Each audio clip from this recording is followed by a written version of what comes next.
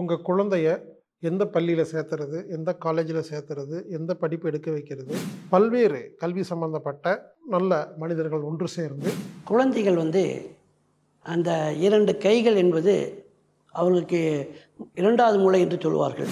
ஏன்னா ஜப்பான் நாட்டில் பள்ளிக்கூடம் போன முதல் குழந்தைகளுக்கு இது சம்பந்தமாக என்னை நேரில் பார்த்து நீங்கள் ஆலோசனை பெறணும் அப்படின்னு நினச்சிங்கன்னா, சீர்படட்டும் நிர்வாகம் நண்பர்களே, கல்வி சம்பந்தமான குழப்பம் இருக்கா, எஜுகேஷன் சம்பந்தமாக கன்ஃபியூஷன் இருக்கா, உங்கள் குழந்தைய எந்த பள்ளியில் சேர்த்துறது, எந்த காலேஜில் சேர்த்துறது, எந்த படிப்பு எடுக்க வைக்கிறது, எது நல்லது, எது கரெக்டு, எது தப்பு, கல்வின்னா என்ன, ஏன் என் குழந்தை படிக்க மாட்டேங்குது, படிக்கிறதுக்கு என்ன செய்ய வைக்கணும், மெமரி அதிகம் பண்ணுறதுக்கு என்ன செய்யணும், ஞாபக சக்தி அதிகமாகறதுக்கு என்ன செய்யணும், எது சரியான பள்ளி, எது சரியான படிப்பு, இப்படி உங்களுக்கு கல்வி சம்பந்தமான எந்த ஒரு குழப்பம் இருந்தாலும் இது சம்பந்தமாக என்னை நேரில் பார்த்து நீங்கள் ஆலோசனை பெறணும் அப்படின்னு நினச்சிங்கன்னா, அதற்கு ஒரு வாய்ப்பு. டிசம்பர் மாதம் 23, 24 2 நாளில் ஆழியாரில் பொள்ளாச்சி பக்கத்தில்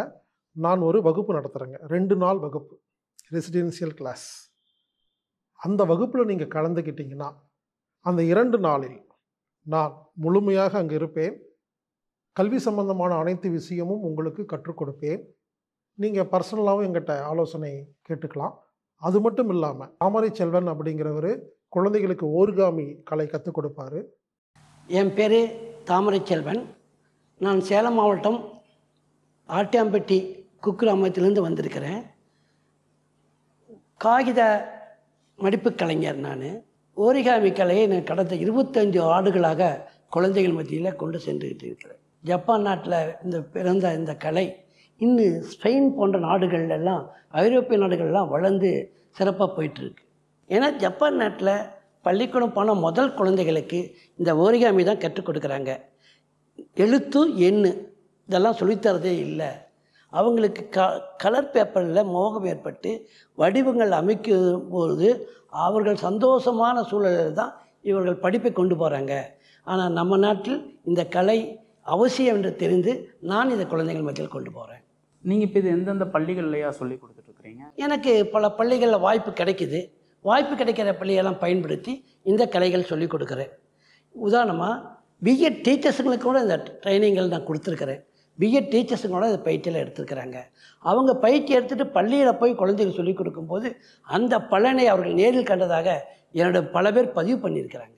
ஐயா, இந்த ஓரிகாமி மூலமாக மூளைத்திறன் அதிகரிக்குது, கற்பனை வளம் அவங்களுக்கு அதிகரிக்குதுன்னு சொல்கிறீங்க. இதை பற்றின ஒரு சின்ன விளக்கமாக நீங்கள் இன்னும் கொஞ்சம் சொன்னீங்கன்னா நல்லா இருக்குங்க. குழந்தைகள் அந்த இரண்டு கைகள் என்பது அவர்களுக்கு இரண்டாவது மூளை என்று சொல்வார்கள். இந்த பிஞ்சு விரல்களிலே அவர்கள் மடிக்கிற மடிப்பு மூளைக்கு தகவல் சென்று மூளை அடுத்தடுத்து இப்படி மடி என்கின்ற தூண்டுதலின் பேரில் அவனே கற்பனை செய்து கொண்டு உருவத்தை படைக்கிறான். இது கற்பனை திறன் வளர்வதற்கு அவனுக்கு பெரிய உதவியாக இருக்கிறது.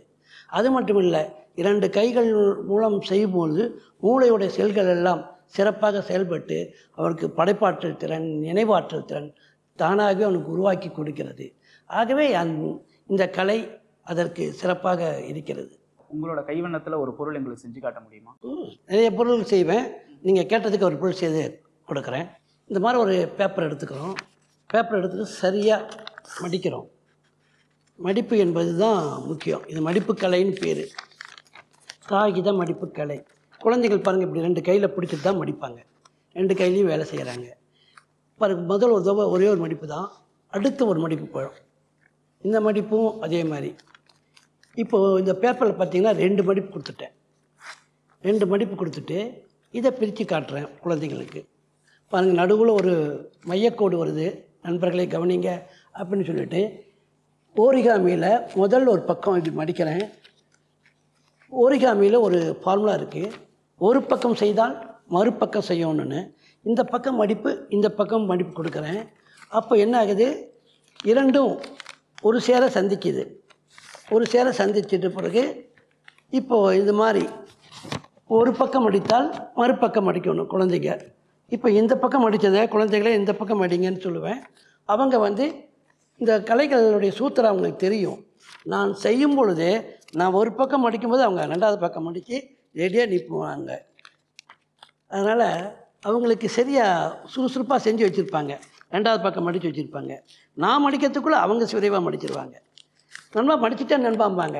ரொம்ப சந்தோஷம், இது மாதிரி மடிச்சிடுறோம். இது ரொம்ப கஷ்டமான காரியம் அல்ல குழந்தைகளுக்கு. இப்போது இந்த பக்கம் ஒரு மடிப்பும் இந்த பக்கம் ஒரு மடிப்பும் நான் கொடுக்குறேன். ஏன்னா உருவம் செய்வதற்கு எளிதாக இருக்கும். நம்ம உருவம் செய்வதற்காக மடிப்பு கொடுக்குறோம். இது மடிப்பு கலைங்கள் என்பது சரியாக இருக்கும். இது நேர்த்தியான கலை என்று நம்ம ஹீலர் பாஸ்கர் ஐயா சொன்னதும் இதுதான். நேர்த்தியாக மடிக்கிறோம். நேர்த்தியாக மடிச்சுட்டு நல்லா இது பண்ணுறோம். இப்படி மடிச்சிட்ட பிறகு இதை மேலே மூடிடுறோம். மேலே மூடிட்டா பார்த்தீங்கன்னா இங்கே ஒரு மடிப்பு கோடு, இங்கே ஒரு மடிப்பு கோடு. முதல்ல இந்த மடிப்பு கோடு சரியானது. இப்போ இந்த மடிப்பு கோடில் கையை விட்டு 2வது முறையாக அந்த மடிப்பு கொடுத்துக்கிறேன். 2வது மடிப்பு கொடுத்துட்டு ஒரு பக்கம் செய்தால் மறுபக்கம், இந்த பக்கம் அதே மாதிரியே 2வது பக்கம் கிரீஸ் பண்ணிக்கிறேன். அழகாக கிரீஸ் பண்ணிக்கிட்டேன். இப்போ பார்த்தீங்கன்னா இங்கே நமக்கு ஒரு சதுரம் கிடைக்கிது, இந்த பக்கம் ஒரு சதுரம் கிடைக்கிது. இங்கே சொருகத்துக்கு இடம் இருக்குது, இங்கேயும் சொருகத்துக்கு இடம் இருக்குது. இப்போ நான் என்ன பண்ணுறேன், இது கார்னர் அப்படியே பெண்ட் பண்ணி பக்கங்களை சமப்பக்கப்படுத்திட்டு மூளை கூர்மைப்படுத்திக்கிறேன். மூளை கூர்மைப்படுத்துன்னு சொல்லும் பொழுது குழந்தைகளாகிய நீங்களும் மூளை கூர்மையாக வச்சுக்கோங்க அப்படிங்கிற வார்த்தையை பயன்படுத்துவேன். அதனால் குழந்தைக்கு கூர்மையாக வச்சுக்குவாங்க மூளையை. நான் செய்கிற மாதிரியே அவங்களும் மடிப்பாங்க, அழகாக மடிச்சிருவாங்க. மடித்த உடனே இது இந்த பக்கம் சொருகி விட்டுறேன். அழகாக உள்ளே போய் இருக்கு. அதே மாதிரி இந்த பக்கங்களில் முதல்ல இணைச்சிக்கிறேன். மூளை கூர்மையாகிடுது. அங்கேருந்து நசுக்கிட்டே வந்தோன்னா இந்த சதுரத்துக்கு எண்டுக்கு வந்துடுது. இப்போது இந்த பக்கம் ஏற்கனவே மடிப்பு இருக்குது, கிரீஸ் பண்ணிக்கிறேன். இந்த பக்கம் மடிப்பும் கிரீஸ் பண்ணிக்கிறேன். அது நமக்கு ஈஸியாக இருக்கும், எளிதாக இருக்கும் செய்வதற்கு. பாருங்கள், இப்போ நம்ம கையில் ஒரு அழகான பாக்ஸ் வந்துருச்சு. நம்ம வீட்டுக்கு உறம்பரை வந்தாங்கன்னா அவங்களுக்கு பிஸ்கட் போட்டு அப்படி எடுத்து வச்சுட்டு நான் காஃபி கொண்டு வரேன், டீ கொண்டு வரேன்னு உள்ளே போனால் அவங்க அந்த பிஸ்கெட் எடுத்து சாப்பிட்றதை விட அப்படியே எப்படி செஞ்சுருக்கிறாங்க, என்ன அழகாக இருக்குது, நேர்த்தியாக செஞ்சுருக்கிறாங்க அப்படின்னு, இது யார் செஞ்சது அப்படின்னு அவங்க கேள்வியாக இருக்குமே தவிர பிஸ்கட் சாப்பிடுவது நோக்கம் இருக்காது. நம்ம இது மாதிரி இன்னொரு பொருள் பண்ணி அது அடுத்தடுத்த நிலைக்கு வேறு வேறு பொருளாக மாற்ற முடியுமா? அந்த மாதிரி இதில் பண்ண முடியுமா? தாராளமாக பண்ணலாம். பாருங்கள், இந்த பேப்பரில் 4 வித உருவங்கள் கொண்டு வருவேன். பழைய நியூஸ் பேப்பரில் ஒரே பேப்பரில் 10 தொப்பி கொண்டு வரலாம். முதல்ல நான் பேப்பரெல்லாம் இப்படி தான் குழந்தைகளுக்கு கொடுக்குறது. காரணம் ஏன்னா ஸ்கொயராக அவங்க கட் பண்ணணும். நிறைய குழந்தைகளுக்கு ஸ்கொயர் கட் பண்ண தெரியல. ஏன் பிஎட் டீச்சர்ஸுக்கு கூட நான் இப்போ கட் பண்ண தெரியல. நான் சொல்லி கொடுத்த பிறகு தான் அவங்களுக்கு புரியுது. 2 முக்கோணம் ஒரு சதுரம் அப்படிங்கிறது அவங்க படிச்சிருக்கிறாங்க. 2 முக்கோணங்களும் வரும்படி மடிங்க. மீதி இருக்கிற பேப்பரை கட் பண்ணி எடுத்துருங்கிறதுக்காகத்தான் இந்த சதுரமே முதல் பாடமாக அவங்களுக்கு இருக்கும் ஓரிகாமியில். இந்த சதுரம் கட் பண்ணிட்டாங்கன்னா அடுத்தடுத்து நிறைய விஷயங்கள் சொல்லித்தர முடியும். சில நேரத்தில் சதுரம் இல்லாமல் கூட நாங்கள் செய்வோம். பாருங்கள், சதுரத்தில் மையக்கோடு வந்துடுச்சு. இந்த மையக்கோட்டை ஒட்டி ஒரு ராக்கெட் மடிப்பு மடிக்கிறேன். சரியாக மடிச்சுக்கிட்டேன். ஒரு பக்கம் செய்தால் மறுபக்கம் செய்யணும், மறுபக்கம் அதே மாதிரி செய்கிறேன். இப்போ 2 பக்கம் செஞ்சுட்டேன். இப்போ 2 பக்கம் ராக்கெட் மடிப்பு வந்துடுச்சு. இந்த வால் பகுதி அப்படியே பின்னோக்கி மடிக்கிறேன். பின்னோக்கி மடிச்சுட்டு நல்லா எனக்கு கிரீஸ் பண்ணிக்கிறேன். அப்புறம் முன்னோக்கி திரும்பவும் முன்னோக்கி மடிக்கிறேன். இப்போ பார்த்தீங்கன்னா ஒரு கூம்பு சைஸ் இருக்குது. இதை இந்த இது மேல் நோக்கி மடிக்கிறோம். ஏன்னா மடிப்புக்கலை என்பது குழந்தைகளுக்கு எல்லாமே மடிப்பின் மூலம் தான் சொல்லித் தருவேன். நான் எப்படி இருந்தாலும் செஞ்சிட்றேன். ஆனால் குழந்தைகளுக்கு மடிப்பின் மூலம் தான் கற்றுக் கொடுக்கணும், அந்த படிநிலை வரிசையாக வரணுங்கிறதுக்காக ஒவ்வொரு மடிப்பும் காட்டுறேன். இப்படி மடித்தாச்சு. இதை அப்படியே பிரித்து இதை வெளியே இழுத்துறேன்.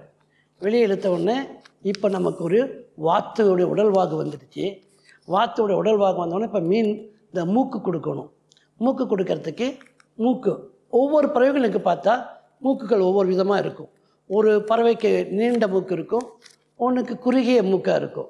இப்போ வாத்துக்கு அது தண்ணியில் போகிற அளவுக்கு அங்கே இருக்கிற புழு பூச்சிகளை கொத்துவதுக்கு தகுந்த மாதிரி ஒரு மூக்கு. இப்போ நம்மக்கிட்ட ஒரு வாத்து, அழகான ஒரு வாத்து நம்ம செஞ்சிட்டோம். இப்போ இந்த வாத்துலேருந்து வேறு ஒரு உருவத்துக்கு அப்படியே போகலாம். நீங்கள் கேட்டது அதுதான். பாருங்கள், இந்த வாழை மட்டும் நான் பிரிச்சுட்டு இங்கே கொடுத்த அதே ராக்கெட் மடிப்பை கீழே கொடுக்குறேன். ராக்கெட் மடிப்பை கீழே கொடுத்து இந்த ஒரு பக்கம் செய்த அதே மடிப்பை மறுபக்கம் கொடுத்துட்டு இப்போ ரெண்டாக இணைச்சிக்கிறேன். இணைச்சிக்கிட்டுங்க பாரு, என்கிட்ட ஒரு புறா, ஒரு மஞ்சள் புறா வந்துடுச்சு, ஒரு பறவை வந்துடுச்சு. பறவைன்னு சொல்லலாம், ஏதோ ஒன்று சொல்லிக்கலாம். இப்போ இந்த இதுலேருந்து இன்னொன்று கூட போகலாம். இப்போ இது ரெண்டாவது, இதுலேருந்து இன்னொன்று போகிறோம் பாருங்களேன்.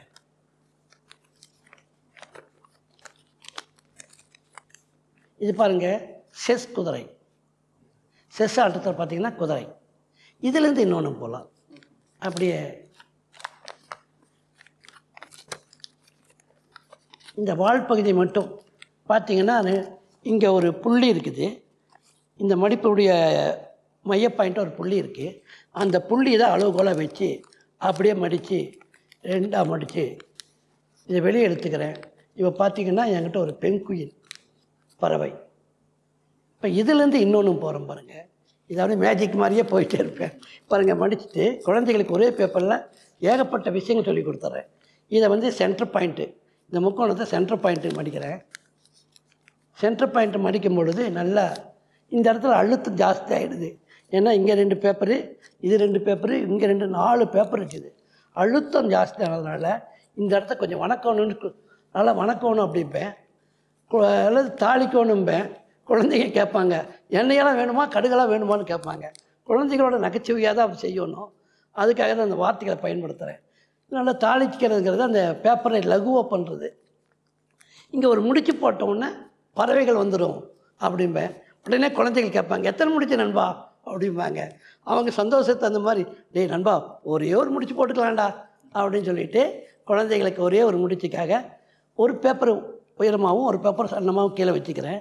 இந்த உயரமாக நிற்கிற பேப்பரை இப்படி சுற்றி வளைச்சி வரும். சுற்றி வளைச்ச போது நடுவில் ஹோல்ஸ் இருக்குது, துவாரம் இருக்குது. இந்த துவாரத்தின் வழியாக இதை உள்ள மெல்ல தள்ளி விட்டுக்கிறேன். ஏன்னா அது பேப்பரு இழுக்கக்கூடாது, மெல்ல அப்படி நகர்த்திக்கணும். 2 பக்கம் அப்படி நகர்த்திக்கிட்டால் இந்த இது சரி கட்டிடும். இப்போ வந்து எல்லாம் 2 பக்கம் நகர்த்திக்கிட்டேன். இப்போ ஏதாவது ஒரு பக்கம் நாம் மூக்கு கொடுக்கணும். மூக்கு கொடுத்தோம்னா இது மொத்தமாக இருக்கிறதுனால கொஞ்சம் அந்த இடத்துல கொஞ்சம் சிரமம் இருக்கும். குழந்தைங்க அதை சரி பண்ணிடுறாங்க. பெரும்பாலும் நான் தான் சிரமப்படுறேனே தவிர சொன்ன உடனே அவன் செஞ்சு வச்சிடறான். இப்போ அது பக்கம் ஏதோ ஒரு பக்கம் மூக்கு கொடுத்துக்கணும். மூக்கு கொடுத்துக்கிட்டா இந்த பறவை ஹேங்கிங் பேர்டு அப்படிங்கிறாங்க. இது ஹேங்கிங் பேர்டு அப்படிங்கிறாங்க. பார்த்தீங்களா? நல்லா இருக்குதுங்க ஐயா. நீங்கள் என்னங்க பண்ணுவீங்க? ஐயா எனக்கு இந்த அளவுக்குலாம் செய்ய தெரியாதையா. ஒரு கப்பல் செய்வேன். கப்பல் செய்வீங்க. நான் கப்பலை விட ஓடம் செய்வேன். சரிங்க, அந்த ஓடம் நீங்கள் எங்களுக்கு செஞ்சு ஓடம் செய்து காட்டுறேன். ரொம்ப எளிது தாங்க, பெரிய இது இல்லை. நீங்கள் பார்த்து தெரிஞ்சுக்கலாம். இதை சதுரமாக வச்சு செய்யலாம், நீண்ட செவகமாக செய்யலாம். இப்போ நான் இதை கட் பண்ணதை அப்படியே செய்கிறேன்.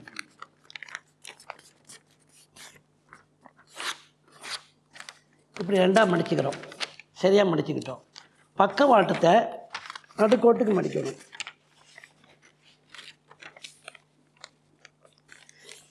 முதல்ல இந்த காகிதக்கலை வந்து ஜப்பானில் பள்ளிக்கூடங்களில் 15 பேருக்கு மேலே சொல்லித்தர மாட்டாங்க. அதிகபட்சம் 20 பேர் தான். ஏன்னா ஆசிரியர் ஒவ்வொருடைய திறன் மேலேயும் கவனம் வச்சுருப்பாங்க.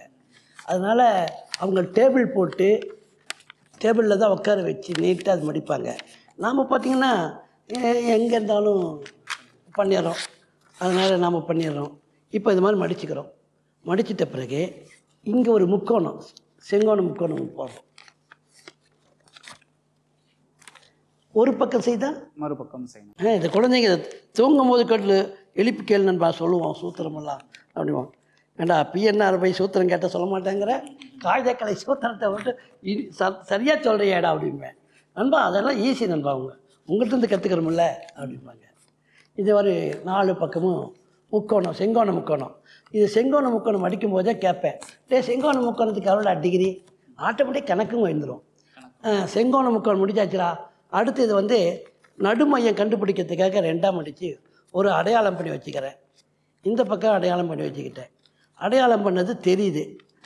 இங்கிருந்து இந்த முனைக்கு விரிகோணம், குழந்தைகளுக்கு விரிகோணத்தையும் சொல்லி கொடுத்துட்றேன்.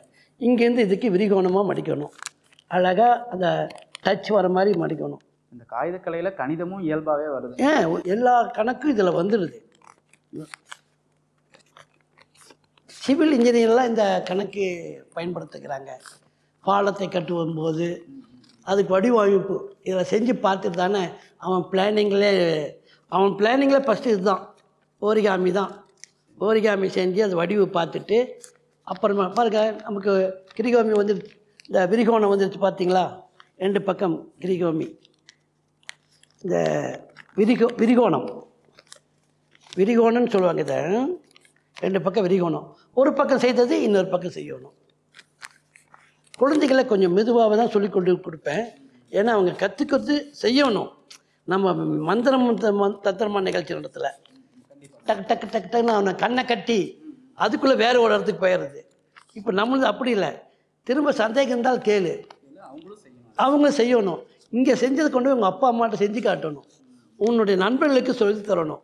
கற்போம் கற்பிப்போம் அப்படிங்கிற ஒரு தாரக மந்தகத்துக்கு நம்ம சொந்தக்காரர்கள்னு சொல்லி அவனை ஐக்கியப்படுத்துவேன். பாருங்கள், இப்போ ஒரு இந்த பக்கம் செங்கோணம் முக்கோணம் போட்டோம், அடுத்தது விரிகோணம் போட்டுட்டோம். இப்போ என்ன பண்ணுறேன், 2 மடித்து நல்லா நீ விட்றோம். ஏன்னா இதெல்லாம் மடிப்புகள்லாம் உள்ளே உட்காரணும் சரியாக. நீங்கள் கேட்டதுனால பெரிய பேப்பரில் எடுத்துட்டேன். இதுக்கு ஒரு வடிவை கொஞ்சம் கட் பண்ணுவேன். இருந்தாலும் சரி, மக்கள் நிறைய வந்துட்டு என்ன செய்கிறது, போட்டில் உட்கார வச்சிடலாம் அப்படின்ட்டு இப்போ மறுபடியும் இப்போ சென்டர் பாயிண்ட்டுக்கு மடிக்கிறேன். சென்டர் பாயிண்ட்டுக்கு நடிக்கும்போது குழந்தைகள்கிட்ட பேசுவேன். அருந்ததி படம் பார்த்தீங்களா? பார்த்தேன் நண்பா அப்படிம்பாங்க. அருந்ததி கத்தி ரெடி ஆகிடுச்சுடா. என்ன நண்பா அருந்ததி ஓடம் செஞ்சிடன்ட்டு அருந்ததி கத்தி செஞ்சிட்டீங்க, ஒன்றுலேருந்து ஒன்று அப்படியே போகிறது தான்டா. அருந்ததி கத்தி ரெடி அப்படி இதை காட்டுவேன். ஆமாம் நண்பா அருந்ததி கத்தி மேலே இருக்குது அப்படின்ட்டு சரி அதை பிரித்து விட்டு இதை சென்டர் பாயிண்ட்டுக்கு மடிச்சு விட்ருவேன். அந்த சென்டர் பாயிண்ட்டுக்கு இந்த முக்கோணத்தை, இந்த பக்கம் அதே மாதிரி சென்டர் பாயிண்ட்டுக்கு முக்கோணத்தை முடிச்சுட்ருவேன். நல்லா இந்த மடிப்புகள்லாம் உள்ளே உட்காரணுங்கிறதுக்காக திரும்ப ஒரு தடவை அங்கங்கே கொஞ்சம் அழுத்தம் கொடுத்து நல்லா கிரீஸ் பண்ணிவிடுவேன். முதல்ல விட இப்போ தான் நண்பா அருந்ததி கத்தி அருமையாக இருக்குதும்மா, அதையே அக்செப்ட் பண்ணிவிட்டு உடனே இங்கே பிரிக்கிறேன் அப்படின்ட்டு இப்படி பேப்பரை பிரிக்கிறது, பேப்பரை பரட்டி போட்டுறது. பேப்பரை இப்படி பரட்டிடணும். பேப்பரை இப்போ பரட்டிட்டேன். இப்போ கொஞ்சம் ஒழுங்கு பண்ணிக்கணும். இது படகுக்காரன் துடு போடுகிற டிரைவர் சீட்டு 2 பக்கம். அவங்க சீட்டெல்லாம் போய் உட்காரக்கூடாது. பொதுமக்கள் வந்து இப்போது எவ்வளோ ஜனங்க வந்தாலும் உட்காந்துக்கலாம். அதுக்கு தகுந்த மாதிரி நம்ம படகை கட்டிட்டோம். இதுதான் காகித ஓடம். காகித ஓடம் வடிவு பாருங்கள், பின்னாடி அமைப்பு எப்படி இருக்குது பாருங்கள். முன்பக்கம் இந்த மக்கள் உட்காந்து போகிறதுக்கு டிரைவர் சீட்டு. ஓடம் நீங்கள் இதை செய்ததை காட்டிலும் நீங்கள் இதை கணிதமாக நீங்கள் சொல்லி கொடுத்தது ரொம்ப மகிழ்ச்சியாக இருந்தீங்க. ஒரு செவ்வகம், முக்கோணம், விரிகோணம் 2ஆக மடிக்கும்போது ஸ்கேலாகவும் கொண்டு வந்துடுறோம்ல. ஸ்கேலுக்காக தொலை வேண்டிய அவசியம் இல்லை. குழந்தைங்க ஸ்கேல் இல்லைன்னு 2 பேப்பரை மடித்து கோடு போட்டுக்கூடாதுருவேன். இது இந்த கலையில் வந்து நமக்கு அந்த கணிதம் அப்படிங்கிறது எந்த அளவுக்கு இருக்குது அப்படிங்கிறது ரொம்ப நல்லா தெரியுதுங்கய்யா. இப்படி பல்வேறு கல்வி சம்பந்தப்பட்ட நல்ல மனிதர்கள் ஒன்று சேர்ந்து நானும் அந்த 2 நாளில் கல்வி சம்பந்தப்பட்ட முழுமையான புரிதல் ஏற்படுத்துவதற்கான ஒரு அருமையான வாய்ப்பு. நீங்கள் குழந்தைகளோட நீங்கள் வந்து கலந்துக்கலாம். இந்த வகுப்பில் கலந்துக்கிட்டிங்கன்னா 2 நாளில் கல்வி சம்பந்தப்பட்ட அனைத்து குழப்பங்களும் தெளிவாகி கல்வி எஜுகேஷன் அப்படின்னா என்ன, எதுக்கு அப்படிங்கிறது உங்களுக்கு புரிஞ்சிடும். வாய்ப்புள்ள நண்பர்கள் டிசம்பர் மாதம் 23, 24 பொள்ளாச்சி பக்கத்தில் ஆழியாரில் நீங்கள் குழந்தைகளோட வந்து நேரடியாக வந்து அந்த நிகழ்ச்சியில் கலந்துக்கலாம். இந்த நிகழ்ச்சியில் கலந்துக்கணும்னா நீங்கள் கண்டிப்பாக புக் செஞ்சுட்டு வரணும், பதிவு செஞ்சுட்டு வரணும். anatomictherapy.orgங்கிற வெப்சைட்டில் போய் ஈவெண்ட் பேஜில் நீங்கள் பதிவு பண்ணிவிட்டு தயவு செய்து வாங்க. அப்படி அந்த ஆன்லைன் மூலமாக பதிவு பண்ண தெரியாதவங்க மட்டும் 8870666966 அப்படிங்கிற எண்ணுக்கு தொடர்பு கொண்டு புக் பண்ணிட்டு வாங்க. கண்டிப்பாக இந்த வகுப்புக்கு பதிவு செய்த நபர்கள் மட்டுமே வர வேண்டும். வாருங்கள், கல்வி சம்பந்தமாக ஒரு புரிதலை கற்றுக்கொள்ளுங்கள். உங்கள் குழந்தைகளின் எதிர்காலத்திற்கு நீங்கள் உதவி செய்யுங்கள். இப்படிக்கு ஹீலர் பாஸ்கர்.